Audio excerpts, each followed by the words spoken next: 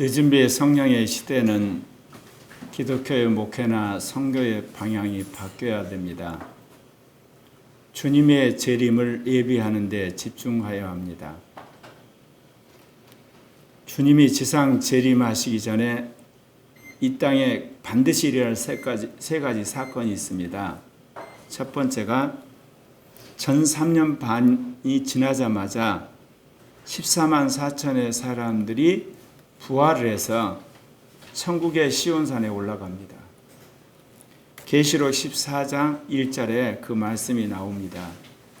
또 내가 보니 어린 양이 시온산에 섰고 그와 함께 14만 4천이 서 있는데 그들의 이마에는 어린 양의 이름과 그의 아버지 이름이 쓴 것이더라. 전 3년 반이 끝났을 때 14만 4천이라고 하는 나라와 족속과 백성과 방언에서 이렇게 부활한 사람들이 시온산에 올라가서 대기한 이유가 있습니다. 왜냐하면 주님 지상 재림할 때 그들이 그리스도의 군대로 지상 재림하기 때문에 그렇습니다.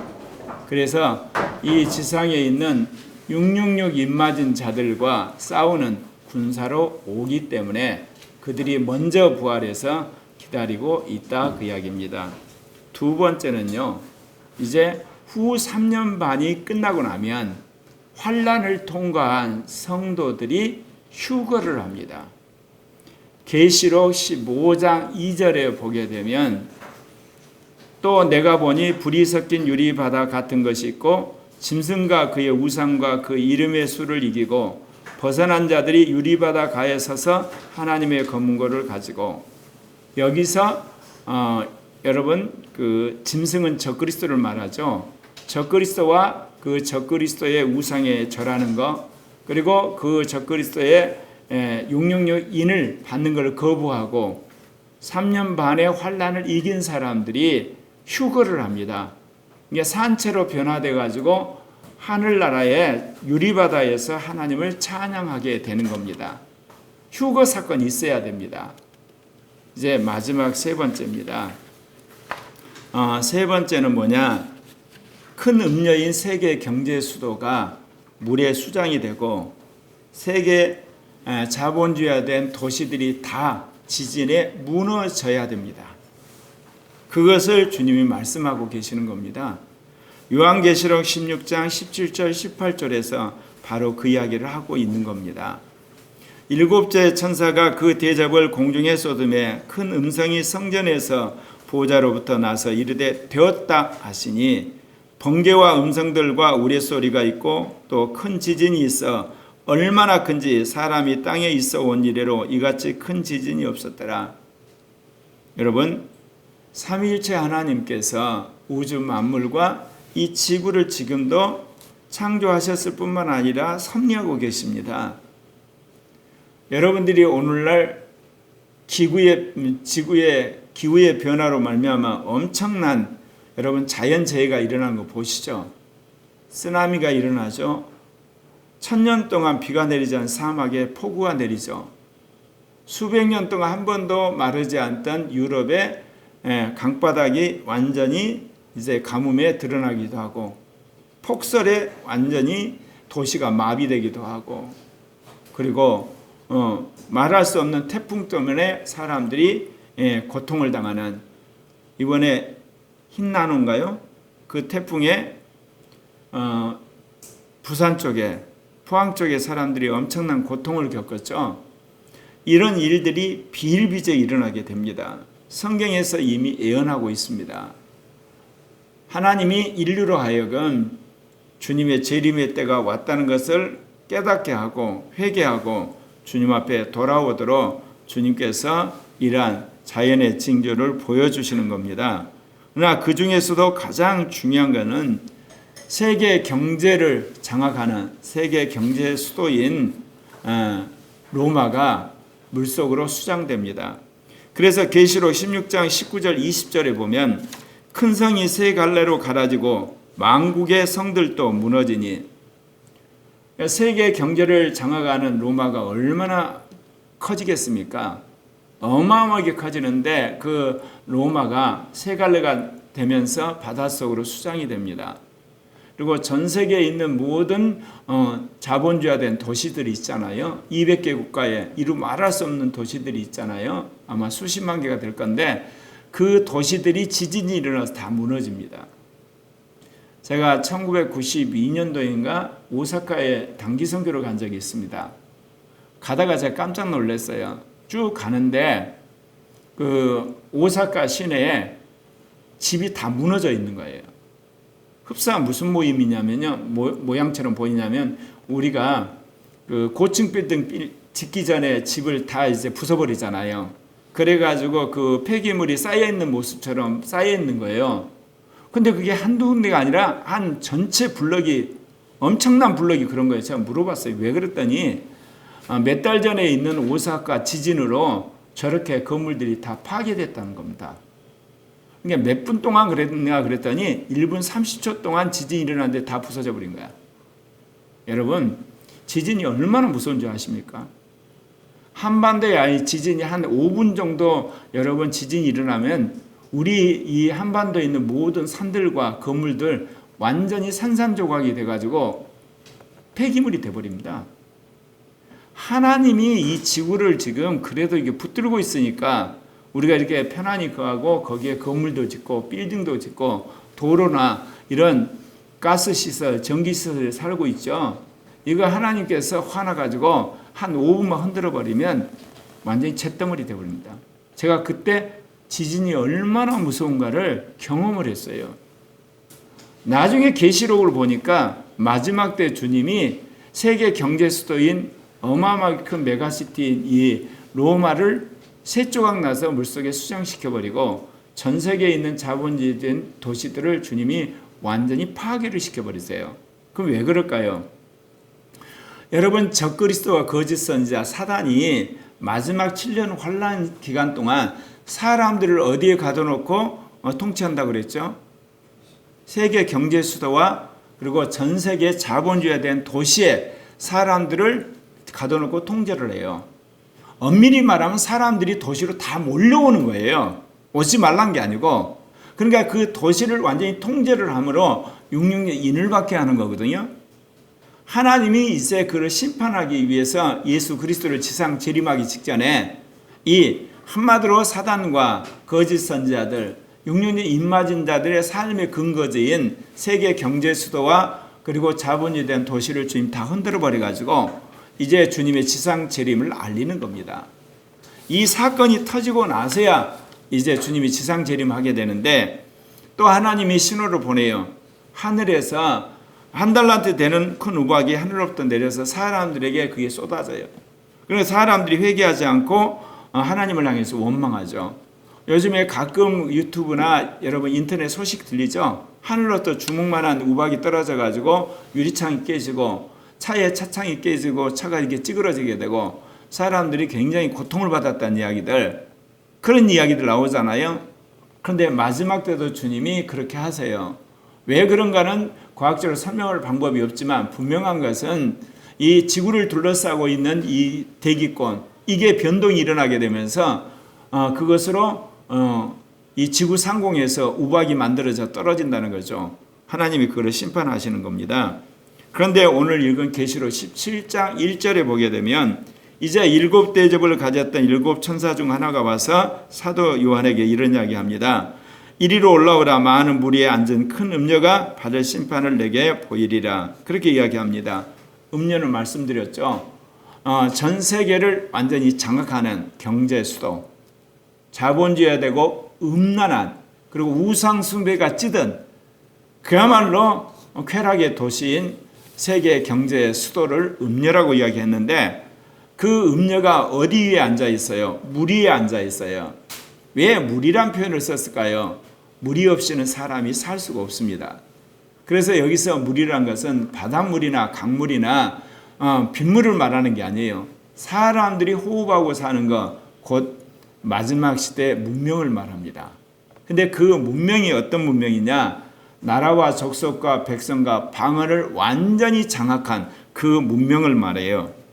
그래서 계시록 17장 2절에 보면 같이 읽겠습니다. 시작. 땅의 임금들도 그와 더불어 음행하였고 땅에 사는 자들도 그 음행의 포도주에 취하였다 하고, 땅의 임금들이란 것은 그 당시는 이제 사회가 정치 중심의 사회고 이론적 사회니까 임금들, 귀족들과 그 다음에 백성 두 개로 나눠져 있죠. 오늘날 이 사회는 다운화 시대예요.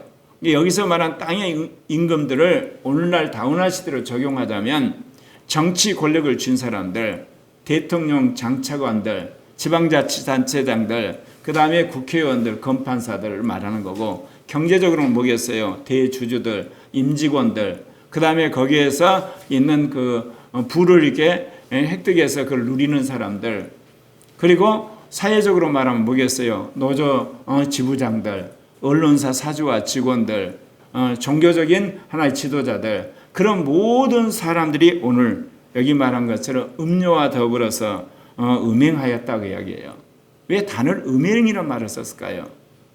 음란한 문화라는 거예요. 물질화된 문화고 우상화된 문화고 그것을 특징적으로 이야기를 하는 겁니다. 근데 그것이 철저하게 이 지도층만이 그런 것이 아니라 지구상에 살고 있는 모든 대중에게도 그 음행의 포도주에 취했다. 이성이 마비되고 양심이 완전히 화인맞게 되고 영이 더러워진 상태를 이야기하는 겁니다. 그래서 음행의 포도주에 취했다. 그러니까 성적 타락은 말할 것도 없어요.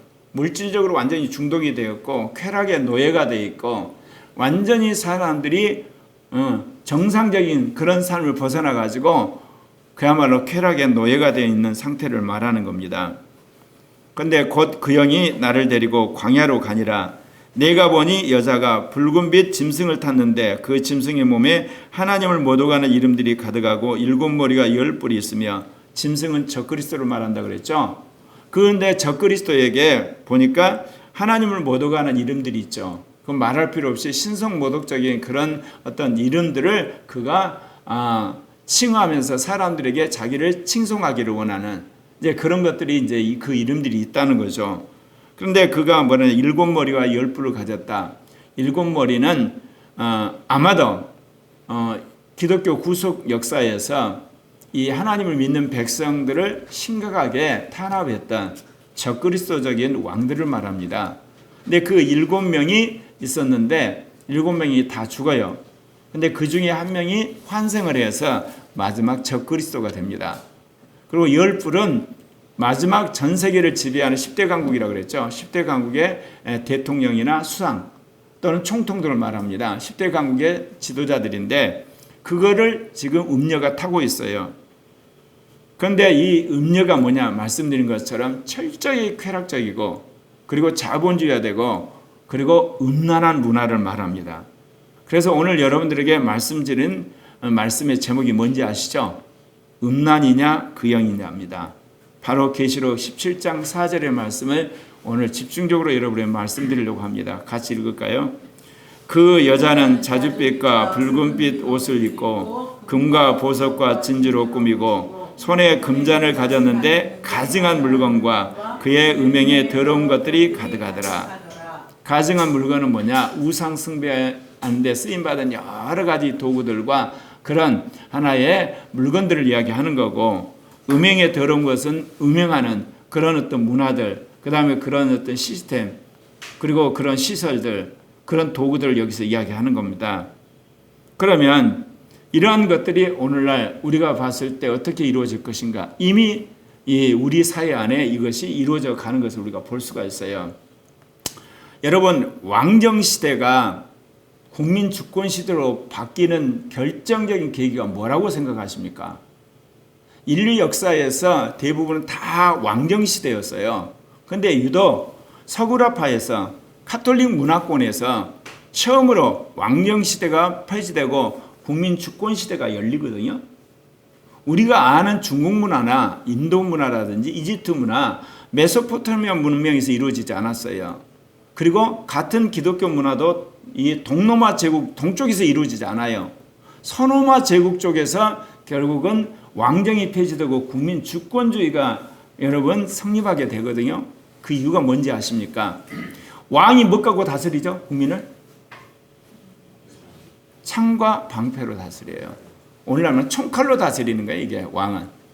그런데 총칼이 강력한 힘인데 그 총칼에 버금간 힘이 하나 등장했어요. 무슨 힘입니까? 여러분, 총칼 다음으로 무서운 힘이 뭐예요? 아직 그 맛을 안 봤구만. 세상을 참 이렇게 천진난만하게 사시는가 봐. 여러분, 총칼 다음에 무서운 게 뭐예요? 돈. 돈을 가진 부르주아가 등장합니다. 서구라파에서. 이거를 흔히 시민계급이라 그래요. 돈 가진 사람들이 결국 뭐를 밀어내버렸어요? 총칼을 가진 왕정을 폐지한 겁니다. 그래서 자본주의가 발달한 미국과 영국에 하나의 독특한 게 있어요. 다른 모든 나라들은 독재자들이 등장했거든요. 그런데 아직까지 영국과 미국에서는 독재자가 등장을 못했어요. 왜 그러냐? 그들은 시민이 이 나라를 세워버렸어요. 부르주아가. 그 기초를 세워버렸기 때문에 도저히 군부가 권력을 잡을 기회가 없는 거예요. 그럴 생각을 아예 안 해요, 군부가. 그러나 다른 모든 나라들은 어떤 형태로든지 군부가 개입을 했어요. 그건 뭘 이야기하느냐? 영국과 미국은 철저하게 부르주아, 시민계층, 돈 가진 사람들이 총칼을 가진 사람들을 무장해 주시고 오늘날 국민 주권주의를 만들었어요. 그래서 이제 돈 가진 사람들이 서구라파를 이제 장악했잖아요. 얼마나 잔인하게 사람들을 지배했냐면 이 청소년들, 어린 아이들을 하루에 14시간씩 일을 시켰어요. 여자들을 탄광으로, 그 다음에 이게 공작기계, 이런 공장에서, 거기에서 분노해서 만들어진 것이 여러분이 아는 공산주의예요. 공산주의가 꼭 나쁜 것만은 아니에요, 여러분. 왜냐하면 이 자본가들이 이루 말할 수 없는 그야말로 폐륜적이고 악랄한 짓들을 했어요. 인간들의 인권을 완전히 말살시키고. 그러니까 거기에 분노해서 막스가 이 공산주의를 하면서 노동자들이 같이 연대를 해서 프롤레타 혁명으로 자본가들을 다 숙청하고 평등한 사회를 이루자고 이야기를 한 거예요. 그런데 그게 여러분이 아는 것처럼 서구라파에서 이루어지지 않았어요. 막스는 서구라파에서 이루어진다고 그랬어요. 자본주의가 가장 발달한 나라에서 자본가들이 소수가 되고 이제 노동자들이 다수가 되기 때문에 다수인 노동자들이 같이 연합을 해서 프롤레타 혁명을 하면 소수의 자본가들을 그대로 숙청하고 만들 수 있다 그랬는데, 여러분이 아는 것처럼 공산주의 혁명이 자본주의가 발달되지 않는 러시아에서 이루어졌어요. 왜 그랬을까요? 여러분, 공산주의 혁명은 노동자 혁명이 아니에요. 인텔리겐tsi아의 혁명이에요. 공산주의 혁명을 다 선동하고 그걸 한 세력이 뭐냐? 인텔리겐tsi아들이에요. 그러니까 러시아 인텔리겐tsi아인 레닌이 노동자하고 그리고 또한 이 병사, 군인들 그리고 지식인들을 조직화시켜서 짜르 체제라고 하는 전제 정치를 무너뜨리고 공산 정권을 만든 거예요. 지금까지 역사에서 한 160년 동안 세계를 속인 사상이 하나 있어요. 공산주의. 누구를 위한 공산주의다? 노동자를 위한 공산주의인데 그건 거짓말이에요. 인텔리겐tsi아를 위한 공산주의인 거예요, 여러분. 거기에 노동자와 농민들과 빈민이 한마디로 혁명의 씨앗으로 총알바지로 다 이용된 거예요. 그럼 뭐를 보면 아냐? 공산 정권을 잡았을 때 과연 그 공산당이 노동자, 농민을 위해 정치를 했냐? 천만의 말씀이요. 인텔리겐tsi아들이 권력을 잡고 사람들을 완전히 또다시 노예로 만든 사건이 여러분 소련의 공산권이고 동구라파 공산권 정권이에요. 그러니까 필연적으로 망하죠. 한마디로 그것은 노동자들이 단결해가지고 뭐를 이길 수 없다. 자본주의를 이길 수 없다는 것을 손을 든 거예요. 그는 망할 수밖에 없는 거예요, 여러분. 자, 노동자들이 여러분 커피숍 갈 때 가장 좋은 스타벅스 가죠. 핸드폰 살 때 어때요? 애플 아니면 삼성 거 사죠. 차 살 때 어때요? 가장 좋은 차들 사려고 하죠. 안 그렇습니까? 그럼 그거 누가 만든 겁니까? 세계적인 재벌이 만든 거예요. 그래놓고 모여서 노동자들이 같이 예를 들면 프롤레타리아 단결해서 자본가들을 타도하는데 타도가 되나요? 자기부터가 자본주의 문화에 완전히 노예가 되어 있는데 그건 거짓말인 거예요, 여러분. 그러니까 막스가 노동자들의 분노를 이용해서 프롤레타리아 혁명을 해서 나름대로 사회 개혁에 한마디로 공헌한 건 맞지만 절대로 공산주의 사회가 이루어질 수 없다는 거예요. 왜 그러냐? 지구상에 있는 그 어떤 인간도 이 자본주의 문화가 가진 매력적인데 벗어날 인간이 없어요. 자본가도 물론이지만 인텔리겐차도 더더욱 노동자, 농민들도 이 자본주의 문화의 이 편안함을 이길 수가 없어요. 그래 진 거예요, 여러분. 그러니까 이제 인텔리겐차들이 그 다음에 세계를 뒤집는데 중요하게 등장한 무기가 있어요. 노동자가 아니야. 노동이 아니고 뭐예요? 섹스, 성이에요. 성으로 사람들을 이게 뒤집는 그걸 시작하기 시작한 거예요. 그게 페미니즘이에요. 원래 이 여성운동은 기독교에 시작됐어요. 남성들이 억압받는 여성들의 인권운동으로. 근데 이거를 신 마르크스주의가 받아들여 가지고 페미니즘, 그래서 남성에 대한 여성 계급의 투쟁. 근데 여기서 끝나지 않아요. 이게 어디서 되냐? 젊은 세대가 나이 먹은 세대와 투쟁, 세대 전쟁. 학생들이 교사와 싸우는 학생 인권운동. 그리고 아예 어린아이들에게 조기 성애화. 초등학생들이 연애를 하게 하고 섹스를 하게 하고 동성애를 하게 하는 것으로 가는 거예요.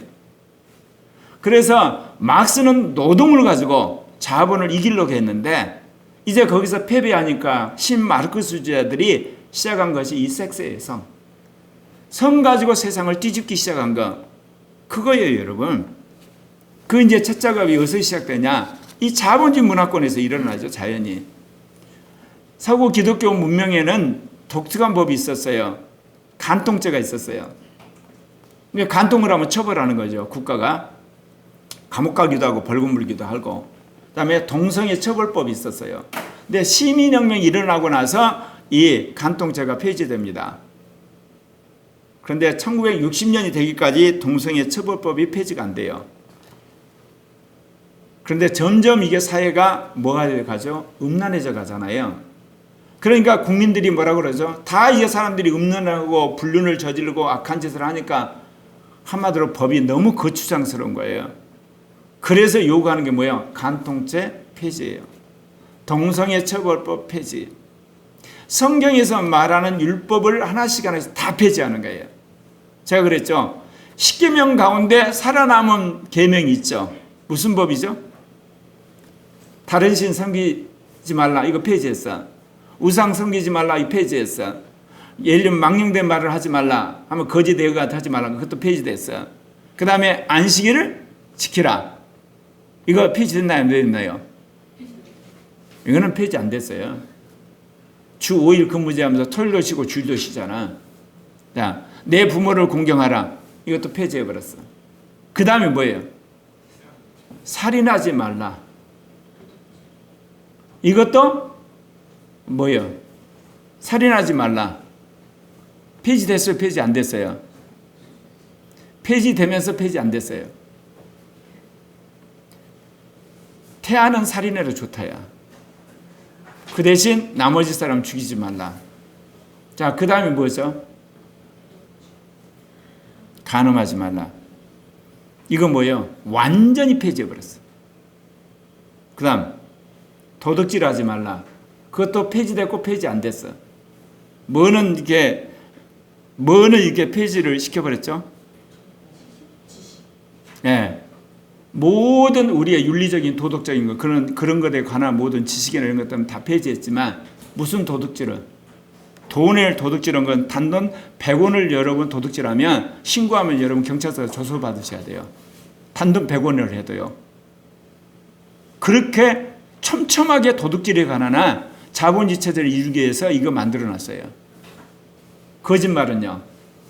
돈과 관계된 거 그리고 정치 권력과 관계된 거짓말만 처벌하지 나머지 거짓말은 괜찮아요. 그리고 이제 탐내지 말라. 그건 다 폐지했어요. 뭐를 말하느냐? 자본주의를 유지하고 이 민주주의를 유지하는데 필요한 몇 가지 계명만 놔두고 나머지는 다 폐지를 했어요. 그중에 완벽하게 폐지한 것이 다른 신 두지 말라. 우상 만들지 마라. 망령대는 하지 말라. 그리고 음란. 한마디로 음란하지 말라. 간음하지 말라. 이거 완전히 폐지해버렸어요. 왜 그러냐? 이게 자본주의, 민주주의와 충돌하니까. 이게 기독교 국가에서 일어난 현실이고 우리가 오늘 살고 있는 현실이에요. 근데 그렇게 어떻게 됐냐? 이제 법을 폐지를 했어요. 두 번째 단계는 어때요? 자꾸 TV나 영화나 소설이나 SNS나 유튜브에 불륜이 멋있는 드라마로 등장하는 거예요. 아침 시간에. 사람들이 야, 저런 것이 아침 시간에 나오냐? 처음에는 항의 전화를 했어. 근데 나중에 어떤 데는 계속 나오니까 사람이 무뎌져. 그러면서 멋있어져. 그러면서 불륜이 하나의 취미가 되어버렸어. 근데 불륜 정도가 아니야. 이제는 뭐야? 나는 안 봤는데 뭐 넷플릭스에 남의 사랑이라는 게 있다면서. 남의 사랑. 이게 남자들의 사랑이야. 다른 사람의 사랑이라는 뜻이 아니야. 남자들의 사랑. 그것이 이제 넷플릭스에 올라오기 시작해. 그리고 이제 또 동성애가 그것이 올라오고. 처음에 사람들이 그래요. 에이 징그럽다 그러다가 때 호기심 있고 나중에는 괜찮네? 그러면서 그거를 수용하게 만드는 거야. 그러니까 한마디로 여론을 조작하기 시작한 거예요. 문화를 장악해 해가지고. 그러면 사람들이 이제 무뎌져요. 그 다음 나중에 동성애 호기심을 갖고 심지어 거기에 빠지는 어린아이들, 청소년, 청년도 무지무지 많아져요. 어떤 목사님이 네덜란드에 있는 교포로부터 받은 편지에 의하면 네덜란드 청소년 절반이 동성애자들이에요. 왜냐? 그건 동성애 차별 금지법이 통과된 나라거든. 이제 그렇게 해가지고 이 불륜, 음란한 거, 동성애 이것이 이제 이 언론이라든지 이런 것에 방송이라든지 소설이라든지 웹툰이라든지 이런 것들이 계속 노출이 되게 되면 사람들이 거기에 대해서 이제 무뎌지고 나서 나중에 호기심이 생기고 동조하게 돼요. 근데 더더욱 문제는 이 네오마르크시즘, 더 나아가서 신공산주의가 획책하는 가장 그 핵심적인 게 있어요. 조기 성애화예요. 20살 넘은 성년이 어떤 성적 자유를 누린 정도가 아니고 고등학생도, 중학생도, 이제는 초등학생도 마음대로 연애해도 돼요. 마음대로 섹스해도 되고 마음대로 동성애도 된다는 교육을 시키기 시작한 거야. 그게 학생 인권조례예요. 여러분, 자녀를 부모하고 갈라놓는 데 제일 무서운 게 있어요. 성적인 욕구를 부추기면 그런 거 있잖아. 여러분, 예전에 부모가 결혼 반대하니까 둘이 도망가가지고 예를 들면 숨어서 살았다. 아름다운 미화 같은 이야기인데 그거를 인권이라는 이름으로 지금 부추기고 있는 거예요. 이게. 그래서 자녀 세대가 부모 세대에 싸우도록, 젊은이 세대와 아니면 어른 세대가 싸우도록 하는 거예요. 더 나가서 여성이 남성 세대와 계급투쟁, 페미니즘 싸우고 온통 성으로 이 사회를 완전히 무너뜨리는 공산주의가 등장할 때 무정부주의가 등장을 했거든요. 근데 오늘날 이 동성애 차별금지법이 등장할 무렵에 뭐가 되냐? 성무정주의, 무정부주의. 자기가 원하면 무슨 성적 행위를 해도 돼요. 동물하고 해도 돼요. 컴퓨터하고 해도 되고 차하고 해도 되고 뭐하고 해도 될 관계없는 성적 취향의 자유. 이런 세상이 왔어요. 이게 바로 한마디로 성으로 세상을 뒤집고 권력을 잡고자 하는 성혁명입니다. 그러니까 자연스럽게 이제 그 다음 무슨 일이 벌어지겠어요? 가정이 해체되는 거죠. 남자와 여자가 결혼해서 가정을 이루고 혈연적으로 가정을 이루고 입양해서 가정을 이룬 게 아니라 그냥 같이 살면 가정이야. 그거를 법으로 이제 해주라는 거예요. 그게 건강가정법 개정안이야. 가정이 해체되는 거예요. 제가 물어볼게요. 여러분, 가정이 해체되고 학교가 해체되고 종교가 해체되고 사회가 다 해체되면 굉장히 좋은 세상이 될 것 같죠? 이게 제2의 공산주의인 거예요. 국가만 덜그레 남으면 어때요? 사람을 보호해 줄 조직이 없어요.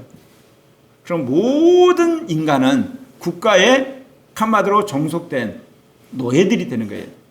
국가가 주는 연금, 국가가 명령하는 어떤 지시, 일용직, 거기에 전부 종속이 돼가지고 이제 국가에 대항할 조직도 없어.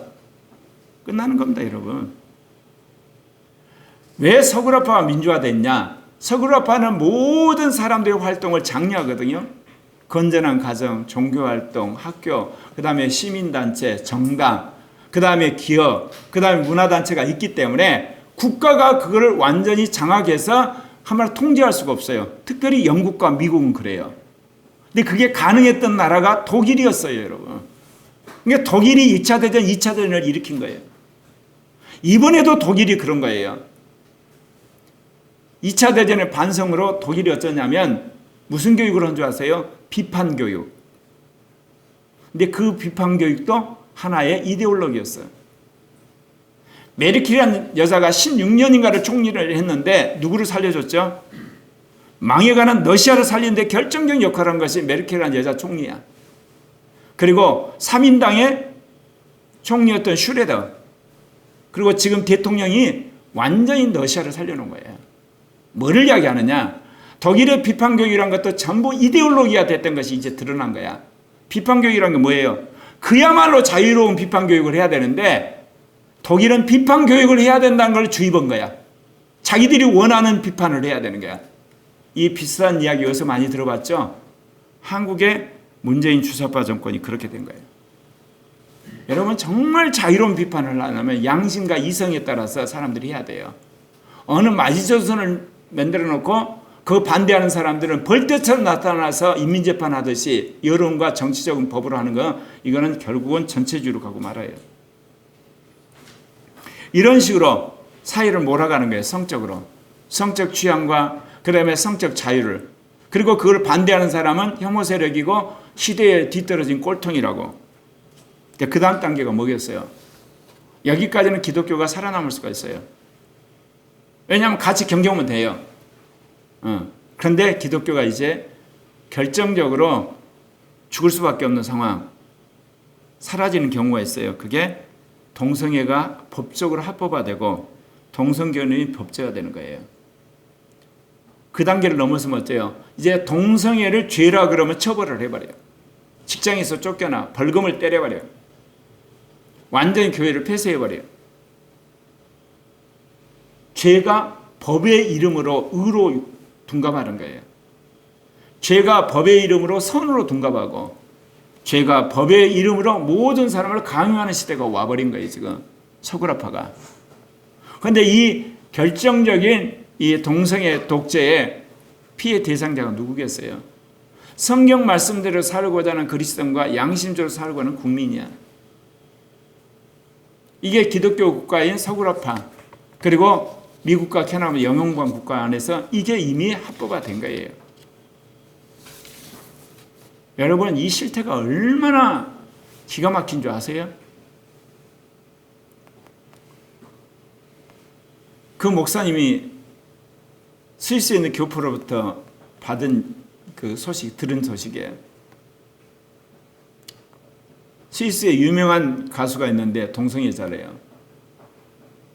TV를 보면 자꾸 그 사람 이제 그 노래가 나올 거 아니에요. 옆에 있는 딸한테, 초등학생한테 동성애는 죄야, 그렇게 교육을 시켰어요. 근데 이게 탈이 난 거예요. 왜냐, 이 아이가 학교를 가가지고 동성애 이야기가 나오니까 이 아이가 동성애는 죄야. 그러니까 그 이야기를 들은 동성애를 찬성하는 아이가 선생님한테 밀고 그러는 거야. 그러니까 선생님이 그 애를 불러다가 어떻게 해서 그 교육을 받은가 이야기를 들은 거야. 엄마를 혐오주의자로, 인권 혐오주의자로 카메라 고발을 한 거야. 그래서 스위스 같은 경우는 그런 경우 아이를 다른 데 격리시켜서 부모 양육권을 뺏어버려요. 법이 그렇게 돼 있어요. 얼마나 무서운 시대를 사는가 아시겠죠? 왜 우리가 동성애 차별금지법을 싸워야 되고 그거를 주장하는 정의당하고 민주당을 싸워야 되는 이유를 이제 아세요? 뭐가 연상이 됩니까? 자녀가 부모를 고발하는 나라 어디요? 북한. 주체 사상을 비판하면 자녀가 이렇게 부모를 고발하잖아. 근데 그게 자유민주 국가인 네덜란드나 스위스, 영국 같은 나라에서 이루어지고 있다니까요, 여러분. 놀랍지 않습니까? 그런데도 불구하고 알량한 크리스찬들, 인테리들이 뭐라고 하냐? 그걸 인권이라 그래요. 이런 이야기하면 꼴통이라 그러고. 시대가 이렇게 변했다니까. 바로 이런 시대에 우리가 살고 있어요. 더 기가 막힌 건 뭔지 아세요? 내가 이야기했죠. 어느 날 딸이 오더니 어때요? 엄마, 오늘부터는 나는 존이야. 나 이제 아들로 해줘. 너 지금 뭔 이야기를 하는 거냐? 내가 그러려고 너를 키운 줄 아냐? 그 순간 어때요? 전화하면 띠링 해가지고 나오세요. 엄마 교육을 받고 또 양육권 박탈이야. 어느 날 아들이 와서 오늘 나 메리야. 오늘부터. 엄마 나 딸로 해주세요. 엄마가 일장 훈계를 하는 순간 또 양육권 박탈이야. 이게 청소년들의 성적 결정권이야. 자기가 성을 마음대로 결정할 수 있어. 심지어 어떤 일도 나 오늘은 남자야. 근데 내일은 여자야. 모레는 무성이야. 마음대로 결정할 수 있어. 근데 이거를 법적으로 인정을 해버린 거예요. 이게 동성애 차별금지법이에요, 여러분. 세상 말로 말하면 이건 짐승의 왕국이 되어가는 거예요. 네. 그런데 나는 이것이 실패하리라고 봐요. 왜 그러냐? 특별히 트랜스젠더 때문에. 이게 이제 보편화되게 되면 남자들 중에 여자로 트랜스젠더 한 사람들이 굉장히 많아질 거거든요. 그러면 법적으로나 철학적으로나 정치적으로 사회적으로 아무 문제가 없어요. 성서적으로 신학적으로만 죄지. 그러니까 이 트랜스젠더들이 우리 생각하면 그대로 있을 것 같죠. 어디 갈 것 같아요? 모든 여자 종목에 들어가요. 여자가 하는 모든 게임, 축구든 배구든 야구든 흔히들 말하면 그 뭐 복싱이든 달리기든 높이뛰기든 다 가요. 그럼 무슨 일이 벌어지겠어? 올림픽에서 누가 피해를 보죠? 진짜 여자들이 피해 보는 날이 와요. 내 말이 안 맞는가 앞으로 보세요. 그러면 사람들이 기겁을 하는 거야. 이게 성적 혁명이고 이게 성적 자유고 이게 성적 취향이고 이게 성적 결정권이냐. 우리가 잘못했다. 고치자. 그래서 한번 반동을 해서 이것이 실패하는 날이 옵니다. 공산주의가 어때요? 자본가들 다 숙청하고 감옥 보내고 시베리아 가서 교육시키고 나서 자 우리가 권력 잡았다. 이제 모든 사람들이 열심히 일해서 예를 들면 같이 이게 월급 받고 같이 같은 집에서 같은 차 타고 타자. 처음에는 좋았어요. 나눠주니까. 한 10년쯤 지나고 나니까 어때요? 뼈 빠지게 일하는 사람도 100만 원. 놀고 먹는 놈도 100만 원. 그러니까 어때요? 내가 왜 이래? 그래가지고 소련이 망했어요. 똑같은 일이 있어요. 자, 성적 취향, 성적 결정권, 성적 취향이란 건 뭐냐? 내가 누구하고 섹스를 하고 성적으로 자유를 누려도 관계없다 그런 뜻이에요. 성적 결정권은 내가 오늘 남자가 됐다 여자가 됐다가 예를 들면 무성이 됐다가 양성이 됐다가 자기가 성적 거를 결정한다는 게 성적 결정권인데 그게 좋은 것 같죠? 나중에는요 사회가 완전히 혼돈 속으로 들어가요. 이게 반동이 와요. 그래서 나는 동성애 독자가 실패한다고 확신한 사람이에요. 그런데 그 다음이 문제야. 자, 공산주의가 망했는데 어떻게 되냐? 그 다음은 자본주의가 영혼까지 팔아요. 이제 인터넷 그거 떴죠? 나를 팔 테니까 나를 얼마에 살 사람 있냐고. 예, 영혼까지 파는 시대가 와요. 그리고 다시 사회가 음란해져 가지고 이제는 양심과 이성이 완전히 마비돼 가지고 무슨 짓을 하더라도 남에게 피해만 안 끼치면 된다는 식으로 다시금 재정비한 동성애 독재가 등장을 해요. 그게 오늘 계시록에서 말한 것처럼 음녀예요. 남에게 피해 끼치지 않는 것은 된다. 이렇게 법이 이제 한마디로 정비하겠죠. 트랜스젠더 한마디로 남자인데 여자로 한 사람은 여자 종목에 못 온다. 이런 식으로 정비를 할 거예요. 이거 말이 안 되니까 여자들이 이제 들고 일어날 거 아니에요. 여자들의 권리를 이렇게 박탈하면 되냐? 그러면 이제 법으로 이제 고칠 거예요. 그러나 근본적으로 음란한 문화를 막지는 않아요. 왜냐? 자본주의 문화와 음란한 문화는 같이 가는 거예요. 개인주의 문화도 같이 가는 거고 쾌락주의 문화를 같이 가요. 이것을 막는 방법은 뭘까요? 그것은 성령으로만이 가능한 겁니다. 예. 그래서 여러분 요한계시록 17장 5절에 그의 이마에 이름이 기록되었으니 비밀이라 큰 바벨론이라 땅의 음녀들과 가증한 것들의 어미라 하였더라. 그러면 어떻게 하면 이거를 이길 수 있을 건가? 짧은 시간에 말씀을 드리려고 그래요. 언제 때가 되면 자세히 이야기하겠지만 저도 이 음란과 안 싸웠겠습니까? 저도 여러분 똑같아요. 제가 거짓말을 안 싸웠겠어요? 거짓말을 싸우고 화내는 것과 싸우고 명예욕과도 싸우고 제가 이제 예를 들면 도둑질하는 심보 있잖아요. 탐심과도 싸우고 여러분이 유혹하는 모든 것 저도 싸웠어요. 근데 여러분 죄와 싸우는데 가장 중요한 원칙 하나가 있어요. 모든 죄는 누구 때문에 진다? 모든 죄와 모든 잘못은 누구 때문이다? 내가 좋아해서예요. 아주 강하게 좋아하느냐 약하게 좋아하느냐 차이는 있을지라도 내가 좋아하기 때문에 짓는 거예요. 내가 허락하기 때문에. 내가 내 마음과 내 몸을 허락하지 않는 한 죄는 여러분 지배할 수가 없어요. 근데 타락한 인간은 죄를 좋아하는 속성이 있어요. 그래서 내가 아무 생각 없이 죄를 받아들여요. 그러니까 죄 짓는 거예요. 원죄가 있어서. 그래서 첫 번째 에베소 5장 5절에 나온 이야기인데요. 음행하는 자는 지옥 갑니다. 주기적으로 음행하는 짓을 하면 지옥 갑니다. 이유 불문하고. 성경에서 그렇게 이야기하고 있어요. 너희도 정녕 이것을 알거니와 음행하는 자나 더러운 자나 탐하는 자 곧 우상 숭배자는 다 그리스도 하나님 나라에서 기업을 얻지 못한다. 음행과 음행하는 자 구분을 이야기했죠. 유혹을 받아서 음행할 수가 있어요. 회개하고 돌아오면 돼요. 근데 주기적으로 음행한다. 그 음행하는 자예요. 그리고 주기적으로 더러운 짓을 하고 우상 숭배하는 사람, 우상 숭배자가 되는 거예요. 주기적으로 거짓말을 한다. 여기서 주기적이라는 건 뭐냐? 이해관계가 있을 때마다 거짓말을 한다는 거죠. 평소에는 않다가. 그럼 거짓말하는 자가 되는 거예요. 하나님 나라 못 들어가요.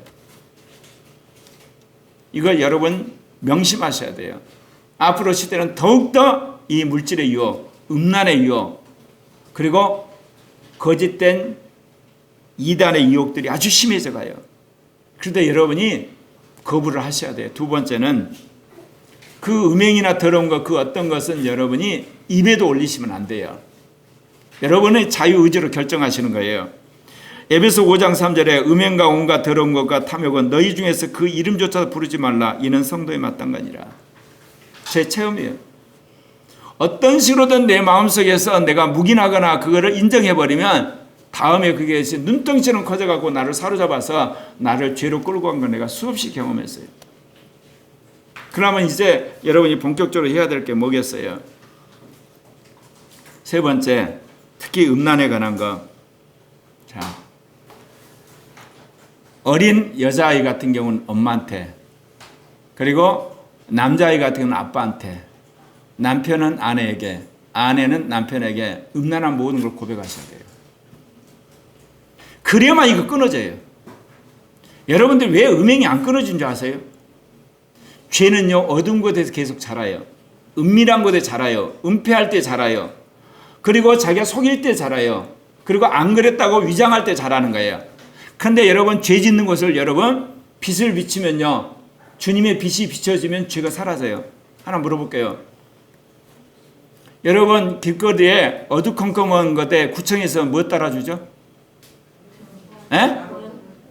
보안등 달아주고 CCTV 타면 거기에 불량배들이 어성거리나요? 안 해요, 여러분. 심지어 등만 달아도 사람들이 거기 없어요. 그래서 여러분 어두컴컴한 데 가지 마라 그러잖아요. 그건 뭐냐? 사람이 심리적으로 어두운 곳에서 죄를 짓지 밝은 데 죄에 안 져요. 아주 강팍한 자들 외에는.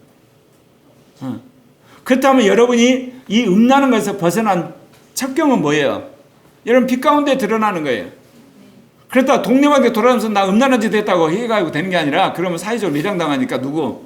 여러분을 알아주는, 특히 어린아이나 청소년 같은 거는 여자아이 같으면 엄마한테, 남자아이 같으면 아빠한테, 그거를 여러분 고백하게 되면 그 정욕이 바람 빠지듯 빠진다니까요, 여러분.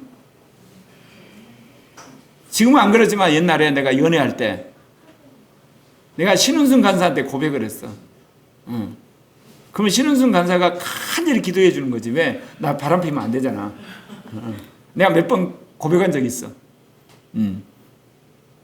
그 뒤로도 내가 이제 그런 고백한 적 있지. 꿈에서 참 야한 거 내가 꿈꿨어. 그러면 이제 당신이 왜 요즘에 이렇게 거룩하지 않더니 그런 거냐. 근데 주님이 경험하게 한 거 있어요. 그게 가까운 사람한테 고백을 해서 여러분이 빛 가운데 나오셔야 돼요. 이게 가장 쉬운 방법 중에 하나 이게. 네 번째는 주님을 사랑하고 주의 일을 열심히 하게 되면 관심이 희석이 되면 여러분 자연히 음란에서 벗어나요.